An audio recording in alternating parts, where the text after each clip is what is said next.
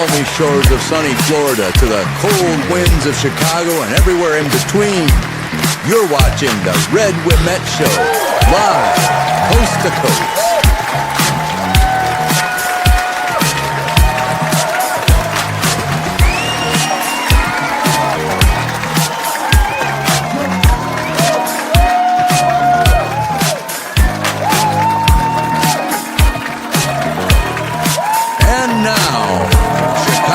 Talk of the town, Mr. Red Wimet.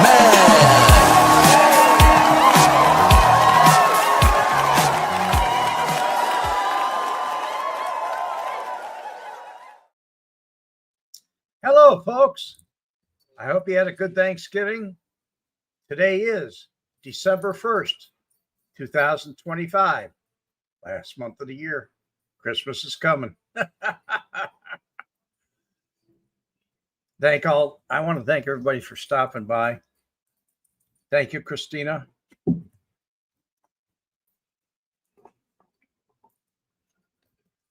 I think you're terrific.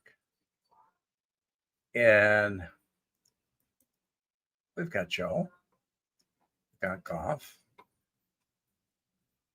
And we got Scott. How you doing, Scott H?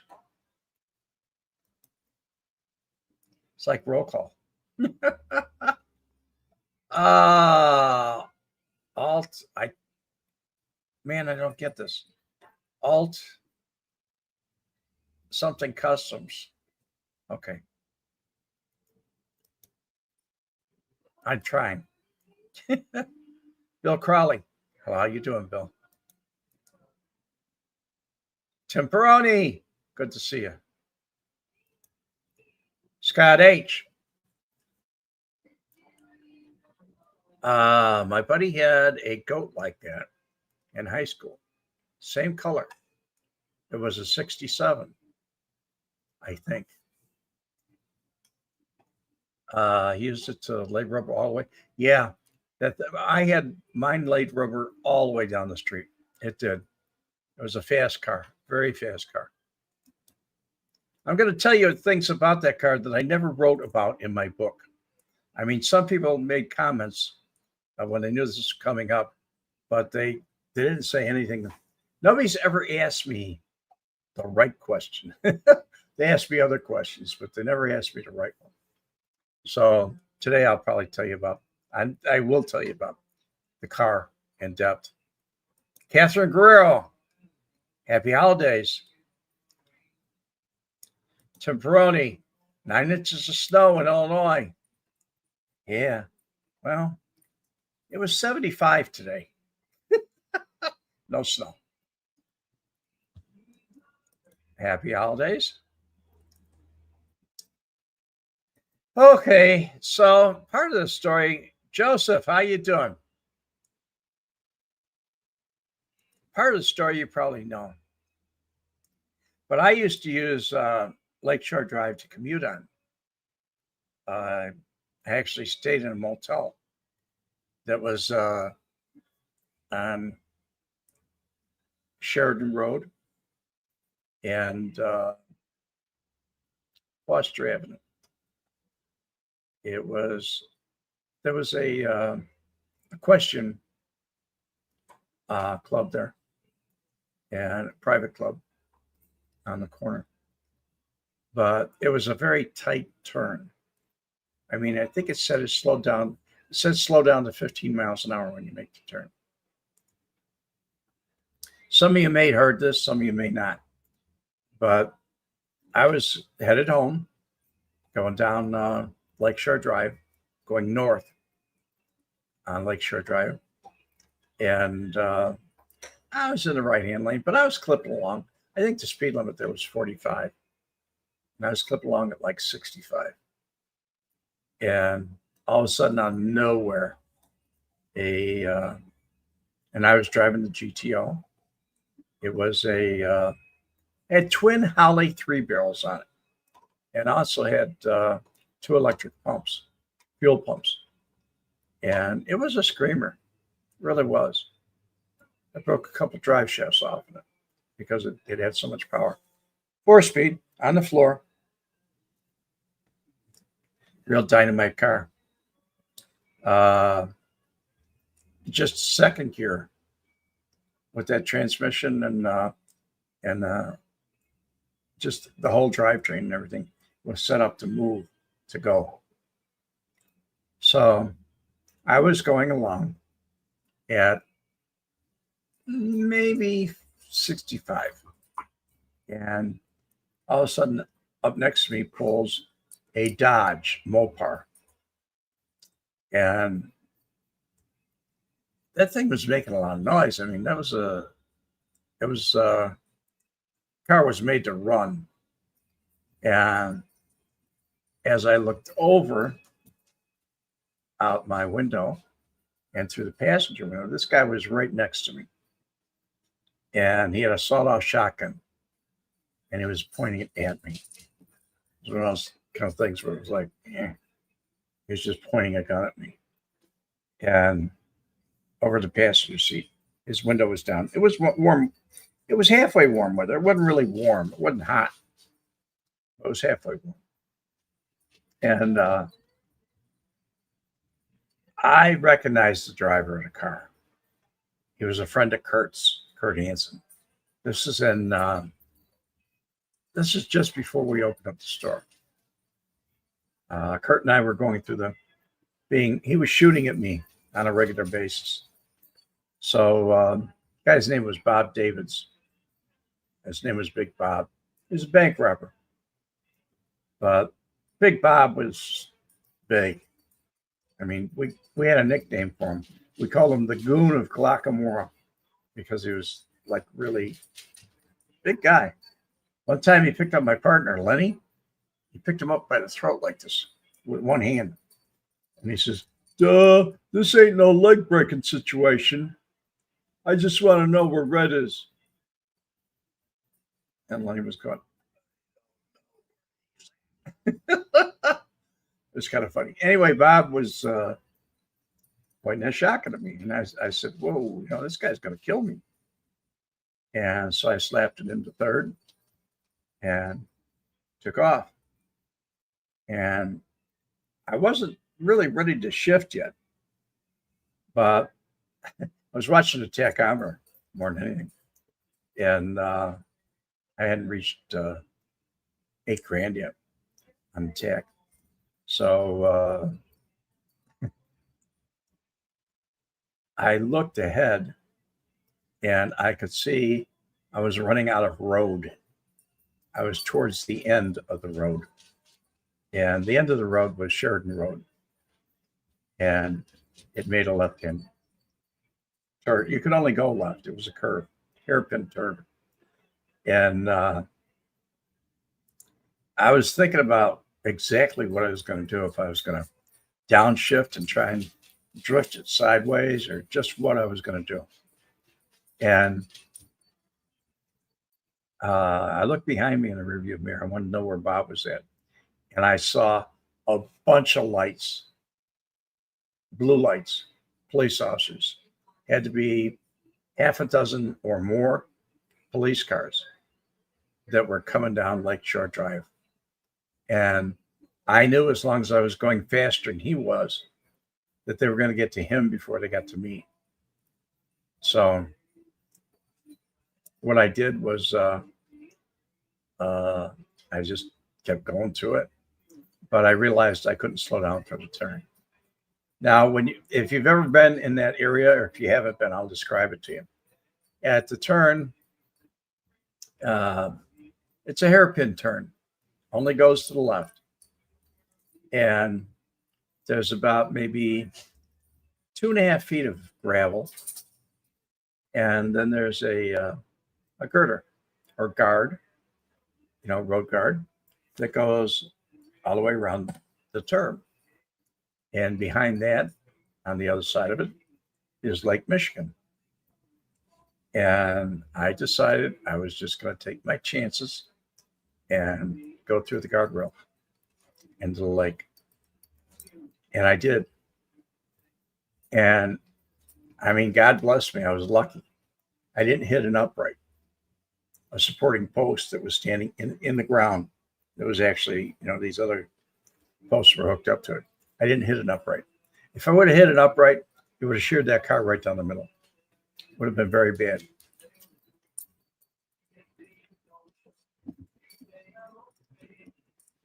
Goff, you made that turn every night going home to Evanston from work. You know what I'm talking about then. It was, what was it, a 15-mile-an-hour turn? When you're doing 65, you don't slow down to 15 very fast. At any rate, I became airborne at probably 125. I went through the girder and out into the lake. I always thought that cars floated just a little bit. They don't. This one went right to no more than 20. Okay. If you went 20 miles around it, you were going to rock. I mean, wasn't exactly the way it is. Bill, the crowd, how you doing, buddy? So, I go all the way through that thing, and I went way out into the lake, but the car sunk like a rock. And Lake Michigan is cold water. I mean, cold. So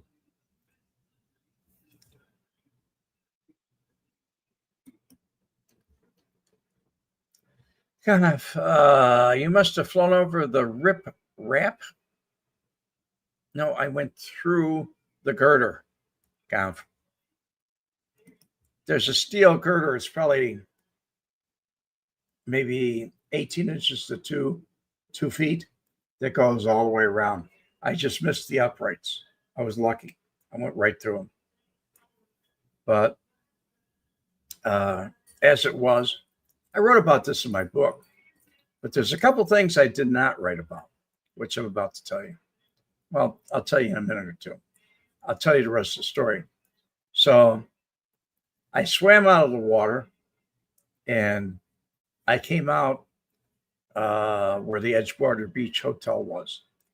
It's no longer there, but it was closed at the time, but it was there. And I came out there, swam out. It was cold. Went across the street. There was a nightclub there, and it was called Mr. T's or Tibor's or T-Bor's. And I went inside. It was freezing, and I warmed up. And it was a piano bar. And lo and behold, there was Tony Bennett was playing. He was playing the piano bar. I stayed there all night, actually through to the next day. They went and closed. Frank was connected, but they went and closed the curtains, and we stayed way past daylight. I think it was 9:30, 10 o'clock in the morning when we left. And had a good time. I never saw Tony Bennett. I thought he was for not somebody of my era, but somebody that was a lot older than me. And this guy was as cool as you possibly can imagine. He played that piano bar. And when he played that piano bar, he'd take requests. He could play anything. Very entertaining man. Later on, I found out that he did this as a favor to the owner. It wasn't like he was booked there. He just stopped in because he knew him from New York. So, at any rate, I got rid of that problem. And eventually, I went home in the daytime. I caught a cab and went home in the daytime and got into a shower and got out of those clothes and got some fresh clothes and laid down, took a nap, and left. Now, I wrote about this in my book, but there's a few things I didn't write about. One is a lot of people ask me, whatever happened to that car? A lot of people asked me that question. And I just said, I don't know. And I really don't. And they asked me just different questions about the car. And they never asked me the questions that I was hoping they wouldn't ask. But now I really don't care anymore. I've been thinking about a lot of things, and I've actually told a lot of things that there was. So, where do you folks think my 66 GTO came from?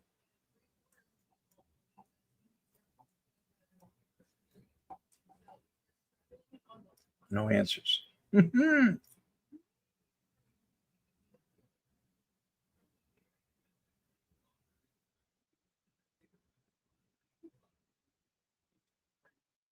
Nobody's guessing.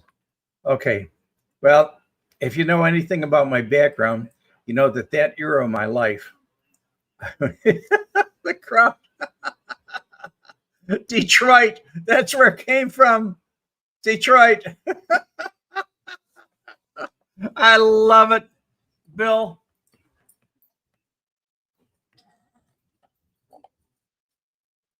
Mr. William Kirschmeyer sent me this GTO.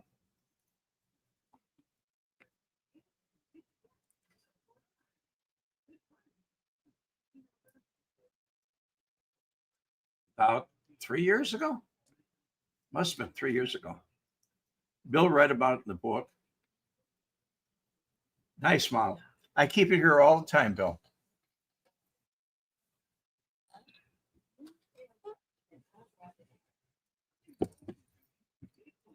No, it didn't come. It didn't come from Tony Spilaccio. It did not come from Milwaukee Phil.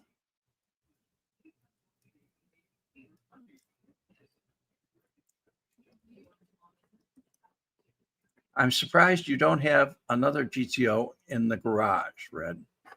No, I thought I really didn't want that one. I mean, I got it because I was poor. I mean, really poor. This is before I opened up the store.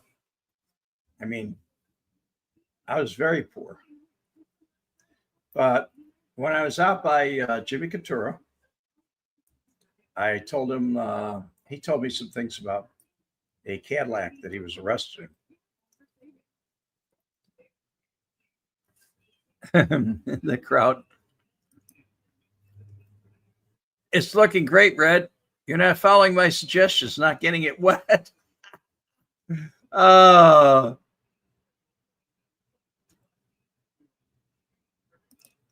Thank you, buddy.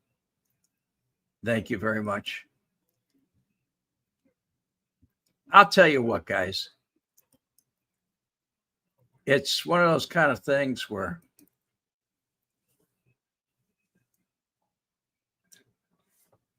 no, I'm not a Cadillac man. And if you looked on my Facebook during the week, you would have seen my Lincoln that a couple of people made a comment about, comments about him. Jim Jagger, you changed your number, 1973 JAJ. It's 4:20 p.m. Yes, sir. Thank you for the notice. Anyway, nobody even guessed but where it came from.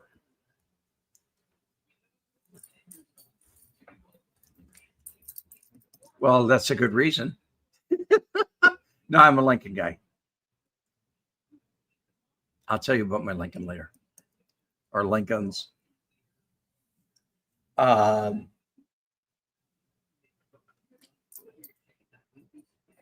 the beginning,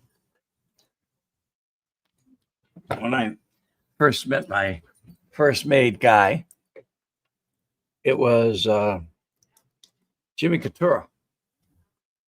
And it's starting to get dark out, folks. And Jimmy Coutura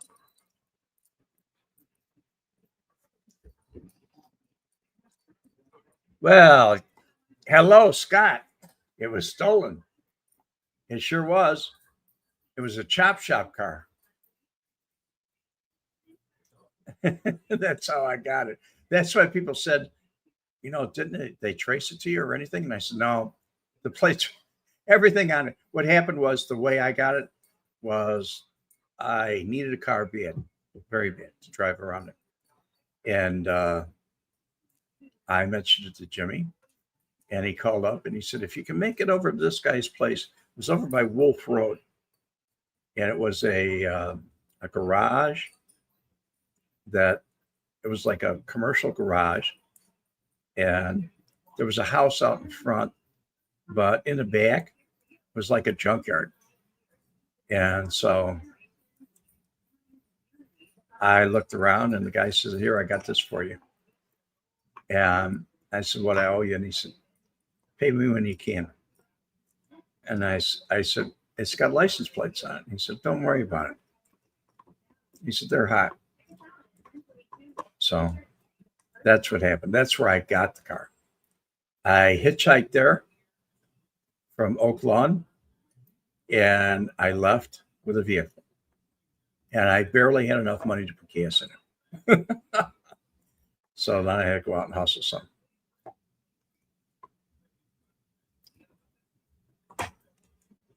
So that was it. Tag job. Yeah, it was. It was a tag job. So it was a hot goat. Yes, it was.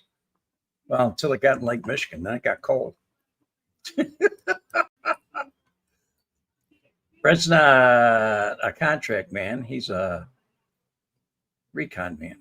Recon man? Okay. At any rate, that's where the car came from. It was extremely fast.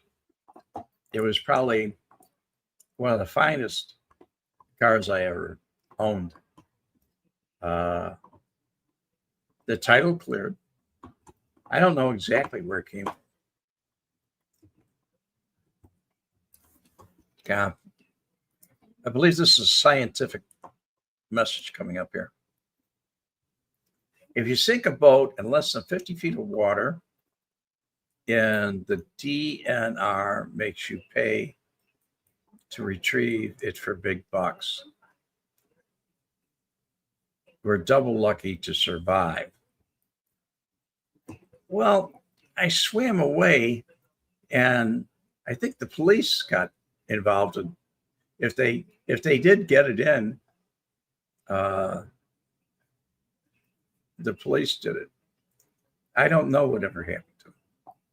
Nobody ever told me, and I certainly wasn't walking around asking.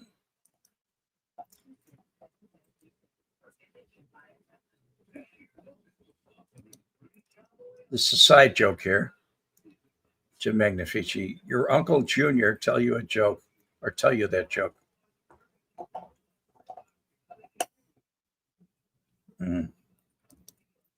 Anywho, that's what it was all about. I survived. He never fired. He didn't have a chance. When I saw those police cars behind me, all the flashing lights, I said, I don't really want to be around for this. And remember, I was young then. And young people do things that older people really don't want to do.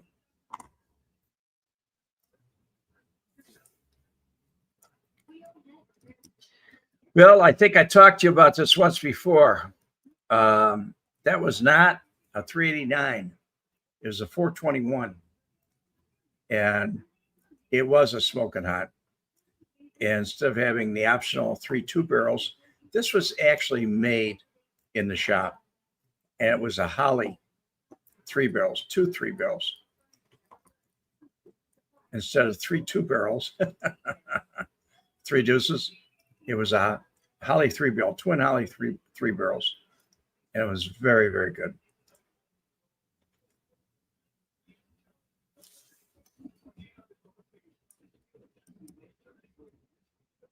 Avery Calabrese, hope you're. Wow. This is Avery Calabrese. Hope you need doing good, my friend. Thank you. Thank you, Avery. God bless you. Do I know whether they were after me? They didn't send me a telegram, but when you're doing somewhere close to 95, 100 miles an hour in a 45-mile-an-hour zone, and there's a guy running next to you, I don't think they were sightseeing. And there was more than one or two.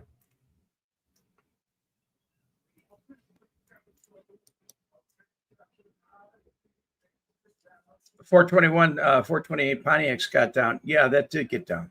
It was a lighter car for that 421. It really was. And it was a beautiful car.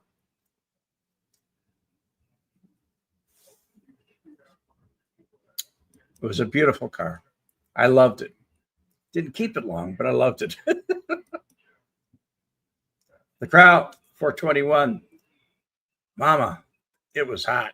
It was. And I thank you, Bill. Bill, the crowd sent me that model. It's been, what, 3 years now? At least 3 years. And I thought it was very thoughtful. He read about, I'm sure you read about it in the book, Bill. But it's one of my stories from the book that kind of stuck to people's minds. I enjoyed that car. It was a fast car. First gear was not really that good. It went up to maybe 30 miles an hour in first gear. But when I slapped it in the second, I could push it all the way up to 80, 90 in second. When I went into third, it was like you could wind it out. And fourth was just cruising. It's like an overdrive. It's a hell of a car. I really enjoyed it. Anywho,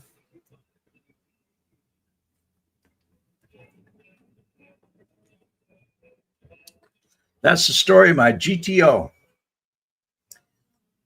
Why and when and what I was doing and where it came from. All the way up by Wolf Road, not far from Santa Fe Speedway, out in that area. That place was in the middle of nowhere. It's a small junkyard, probably on 5 acres. But they had like maybe 4 or 5 bays there. And the guy gave me that car. I don't know who he was.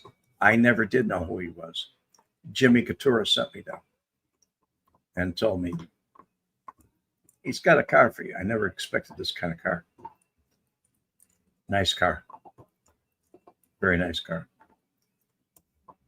So, folks, that is my story about where the GTO came from and where it went to and what I did afterwards. It wasn't long after that I replaced that car with an MGB. And some of you may have seen pictures of it. Some of you may not have seen pictures of it.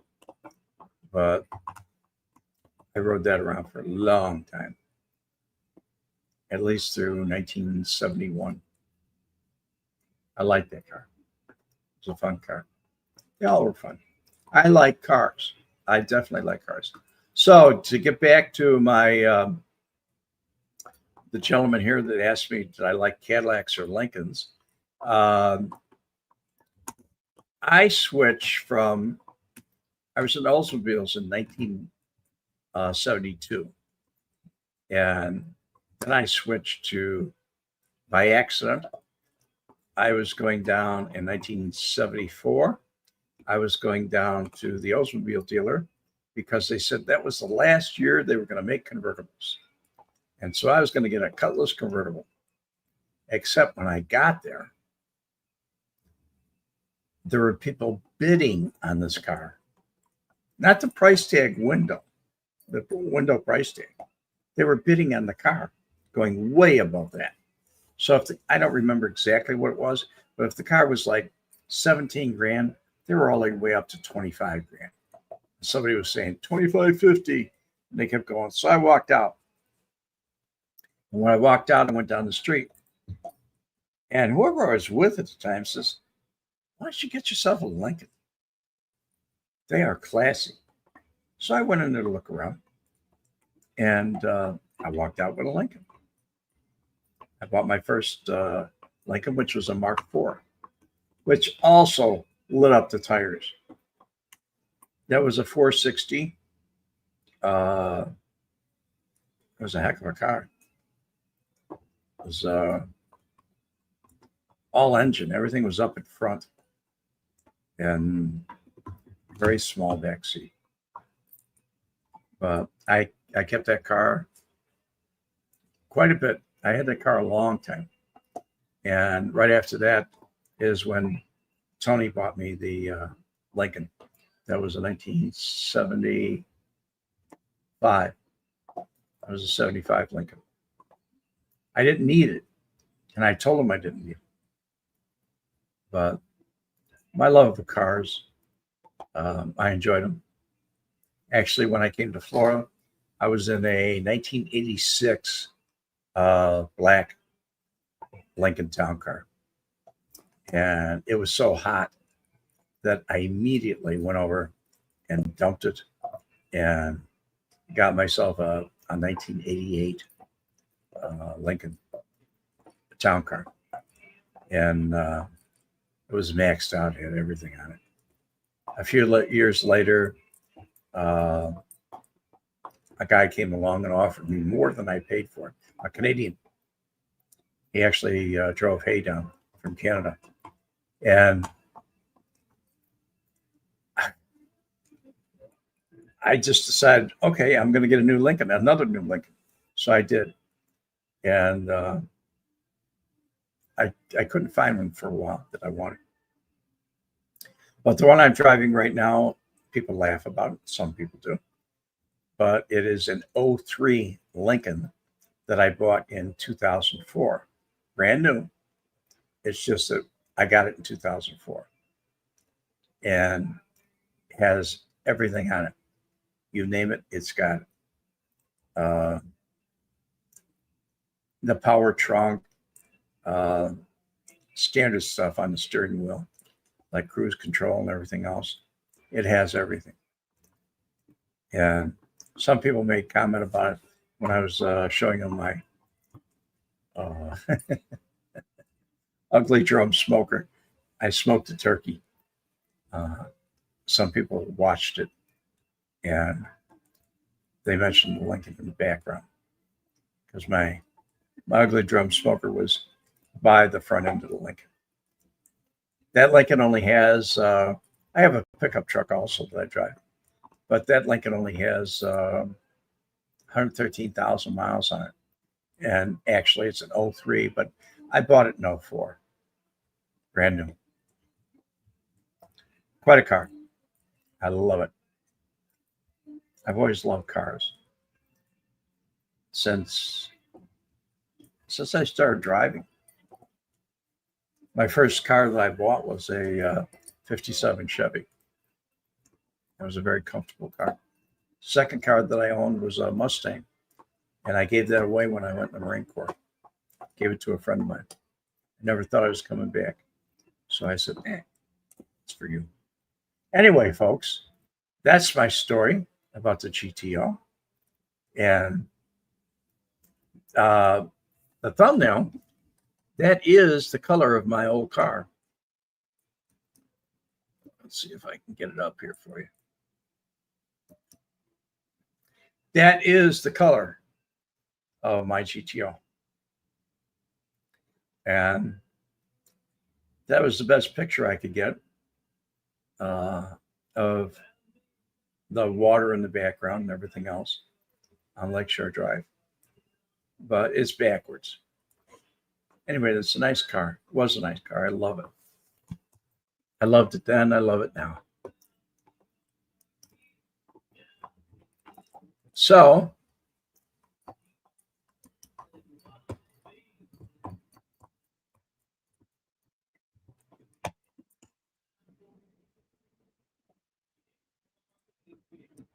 Hmm.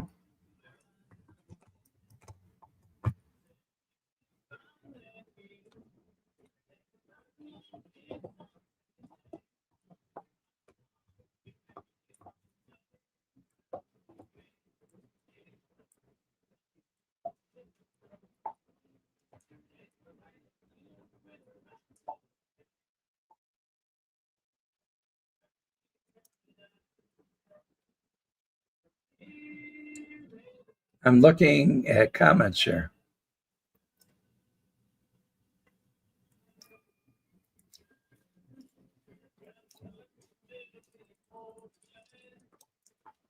Which one, Scott?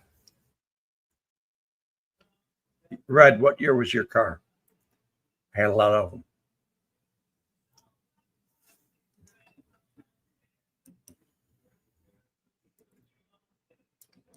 Yes, it was a good color. I liked it. Hello, Jeff. How you doing, buddy?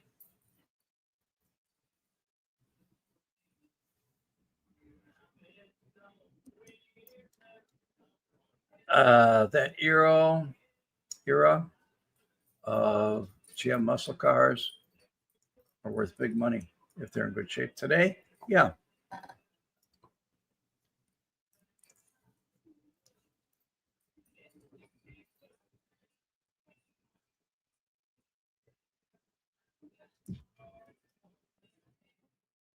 Scott, I think it's common knowledge now, should be. I think it is with you, that I never did any work with Tony ever. Tony had his own thing that he did, and he ran with a different crowd. I mean, he was working with uh, people that I didn't like. He was doing the Plastic Bale Company and working with Eric Weiner. I mean, he had a rap partner that he worked with. And at that time, my rap partner was kind of like Kurt.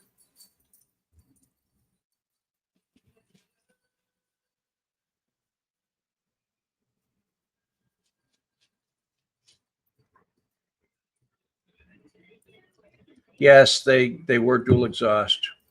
Almost every vehicle I've ever owned has been dual exhaust.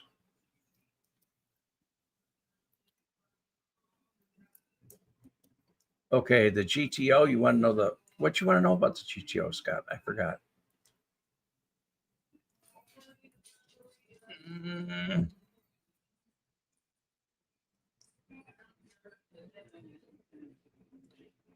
Oh, GM used that color a lot. It was a very popular color. It was very good.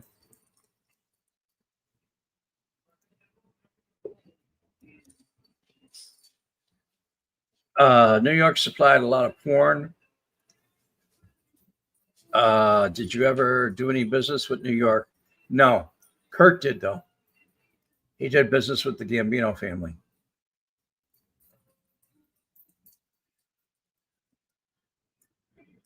Do I know why Kurt was trying to shoot at me? Yes, I do. Uh, Kurt wanted me dead for one reason. Uh, the the business that I built was a porn shop, and when I say built it, I mean from scratch. It was an old barn type building with a dirt floor. I poured the concrete. Damn near killed me, but I did it anyway. Uh, the concrete workers were on strike, so I had to go to a yard and get everything. At any rate, long and short was when the place opened up. It was a Labor Day weekend in August, September, beginning of September, and we made $13 for the whole weekend, and I worked the counter myself, and 24 hours. We were open 24 hours, and Kurt turned around and said, you know, this is not going to work. You're not doing something right. And he borrowed the money from somebody else. He was supposed to put up the money. I was supposed to put up the work. He borrowed the money. And then the guy wanted the money from me. He's actually hitting Kurt for it. But Kurt and I had a falling out because we were in between the Bijou Theater and the Glory Hole Bar. And in between was the club. There were thousands of people on foot traffic every night, every day. And so I turned around and told Kurt, I said, I think we should, cater to the gay crowd. And that's when Kurt told me, he said, I think some of my brother rubbed off on you. And I don't want you around here no more. Keep in mind, I rented the place. I signed the lease. The utilities were in my name. Telephone was in my name. Everything was in my name. I had all the keys to it. When he told me to walk out, I had the keys in my pocket. I didn't argue. I left. It was later, after a few days, maybe a week, maybe longer than a week, that I went to the Red Fox Inn on North Avenue. And I was attempting to give the keys to Marshall Cafano. I said, Marsh, here it is. I'm through with you guys. I thought you were men of honor. And I started to walk away. He wouldn't let me. But when he wouldn't let me, I came back, and he had big muscle guys there. He asked me what the problem was. I didn't want to talk about it. I wanted out. I got tired of getting shot at until I finally screamed at him. I told him, you want to know what I'm upset about? I'll tell you what I'm upset about. I said, this guy is shooting at me. He's trying to kill me. And after I talked to him, he said, I'll take care of it. He didn't say he'd take care of it. He just took care of it. That night, he brought me to the payphone. That was it. But that's the reason Kurt was trying to shoot me. But Kurt wasn't really in the car with Big Bob. Big Bob was alone in that car. So that's the way that went, guy. I'm just glad Kurt was a bad shot. All he had was that snub nose 38. Oh, you want to know the year this happened? Is that what you want to know? I think the year was 1968. That was my crazy year. It might have been 69. It's in my book. So, you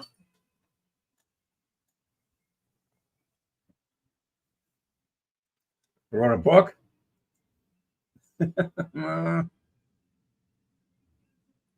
Nobody cares what I did about it. And it might be in here. I'm sure it is in here. It's been a long time now. But it was around 1968. That was a long time ago. Anyway, folks, I hope you enjoyed the story. It's interesting. And it's not something that everybody knows. So I hope you had a wonderful Thanksgiving. I hope you enjoyed your families and your dinners and all the wonderful things that come with a holiday of feeling grateful.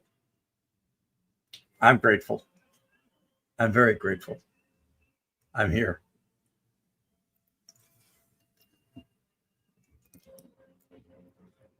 W.R. Sparks. Hello, Red. What was done to Kurt to take care of it? Interesting story. What happened was, I'll explain it to you.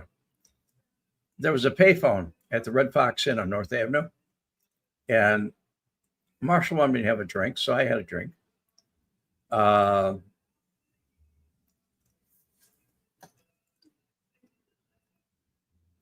Not quite yet. I'm trying to answer this question.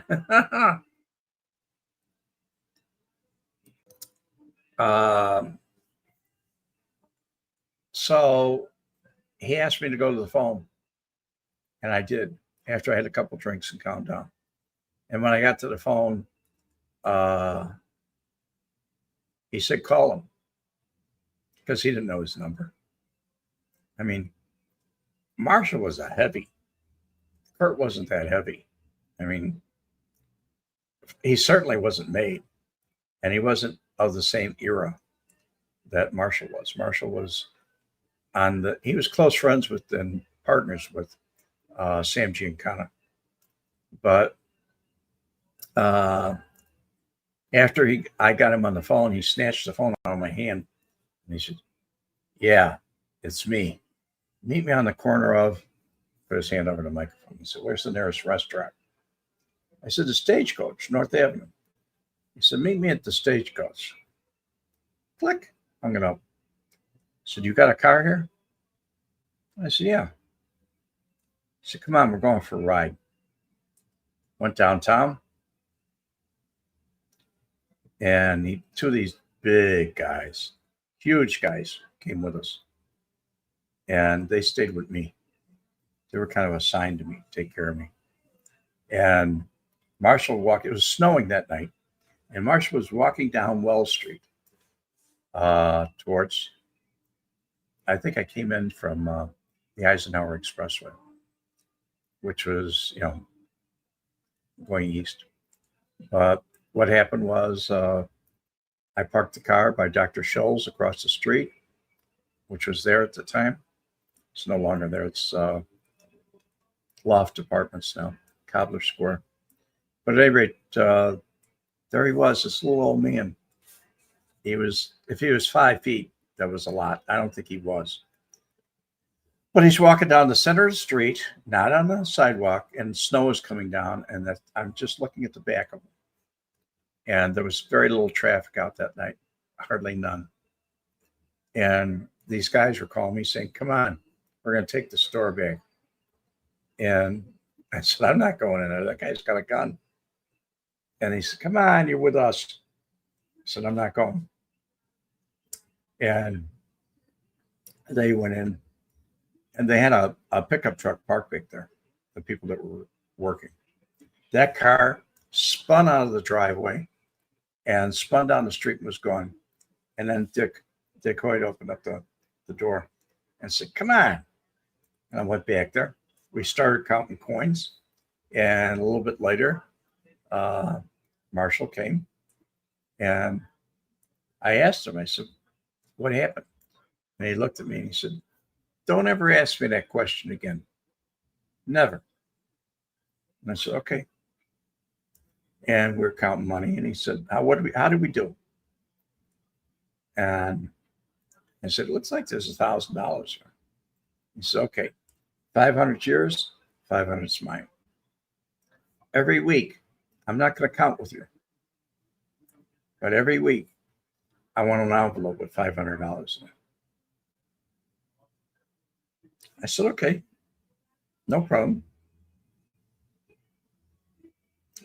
And he said, "If that guy even bothers you, calls you, or anything, I want you to promise me that you'll tell me." I said, "You got my word." Just then, we were in the office. The phone rings. "Who's calling me on the phone there?"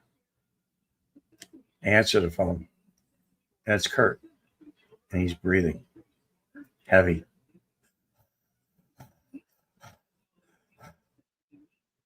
"Billy, what are you trying to do to me? Trying to get me killed?" He said, "That guy he had a gun underneath the table. He was going to put a bullet in me." And I said, "Kurt," I said, "there's a man standing here right now, and I promised him that if you called me, or if I saw you, or I had any kind of contact at all, I would have to tell him." Click. And that was the end of me hearing from Kurt. I never heard of Kurt after that. What did Kurt do? He stayed out of the way. He didn't want to die. Contrary to popular belief, everybody gets a warning. And that was his warning. And he knew it. And that's the way it was.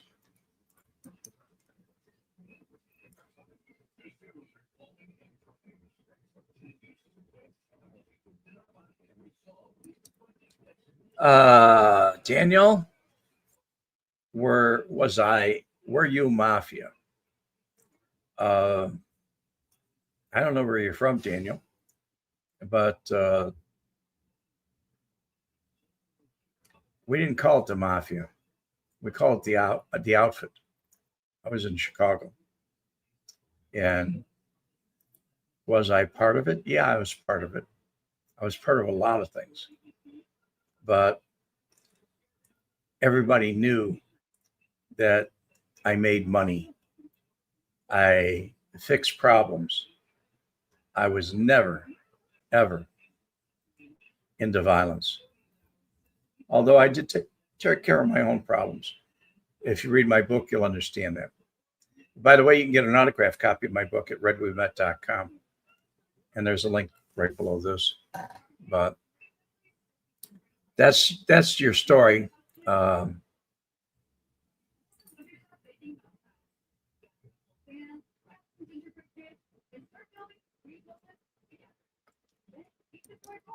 We didn't call it the mafia. The worst thing I ever called it was a syndicate. And that was way back in the early 60s.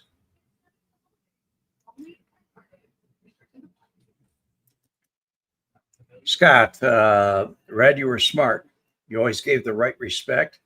And that's probably what kept you in good standing with the guys. It was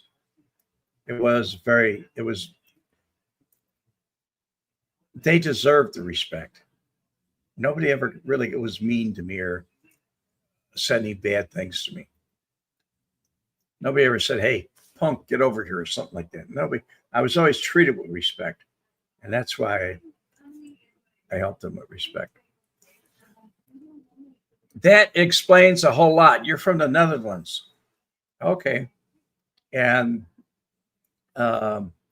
you might call it the mafia because a lot of people did.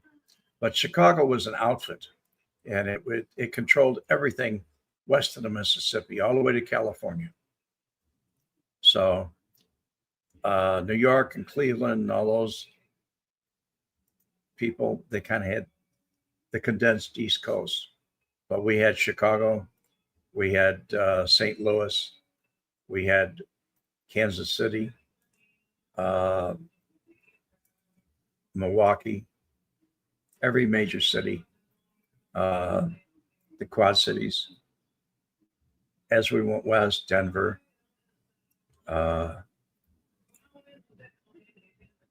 you name it. If there was money there, Nevada, gambling. Chicago controlled it. Yes, that's a good question. Do they have organized crime in the Netherlands? And Daniel says, yes, they do. I think it's a little bit different. I hope it is. But that's what it's all about. Anyway, like and subscribe if you like this, really, seriously. And I really enjoy having you all, for the weekend or for the Monday. I'm thinking about the weekend. Enjoyed having you this Monday. And here we are, the first of the month. We're getting close to that Christmas time. But that's the way it is. Scott wants to know what kind of business they're into in the Netherlands. Is it drugs or what is it? I know it used to be pornography, just like I was in. I was in pornography, Daniel.